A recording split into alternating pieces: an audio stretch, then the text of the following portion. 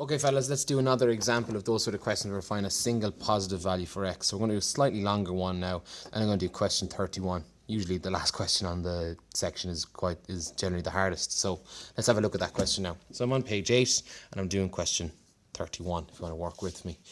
So the question reads, 5 by 3x minus 2 is equal to 3 by 2x plus 1 plus 2x plus 1. Now, I'm just about running out of space there. Hopefully you can read it out. 5 by 3x minus 2 is equal to 3 by 2x plus 1 plus 2x plus 1. You can see it in your book anyway. Page 8, question 31.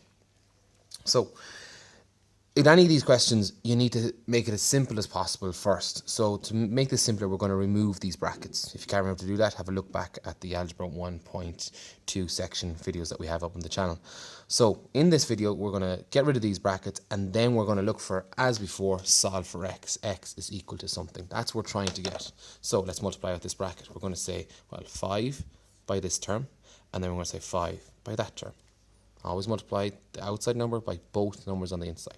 So numbers by numbers, 5 by 3, 15. And there's an x there as well, so that remains as x. Then we're going to say, well, this is a positive 5. Any number that doesn't have a sign in front of it is generally a positive. It's actually always a positive. So that's going to be 5 plus 5 by minus 2 is going to give us a minus 10.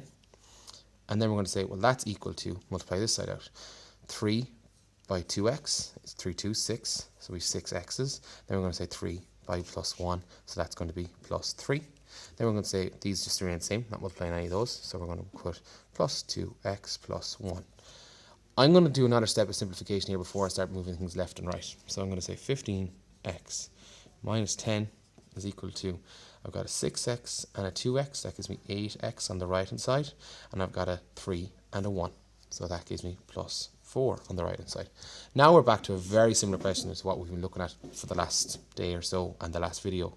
So we've got x's on the left, x's on the right, numbers on the left, numbers on the right. Remember, we're going to get our x's generally on the left hand side, our numbers generally on the right hand side, because we're looking for that term again, that magic answer of x is equal to something. That's what we were always trying to finish with. So let's get all our x's on the left hand side. So remember, we can't just move things, we must cancel things off. So this 15x is fine. Now, we have an 8x on the right hand side here. So we don't want that 8x on the right, we need it on the left.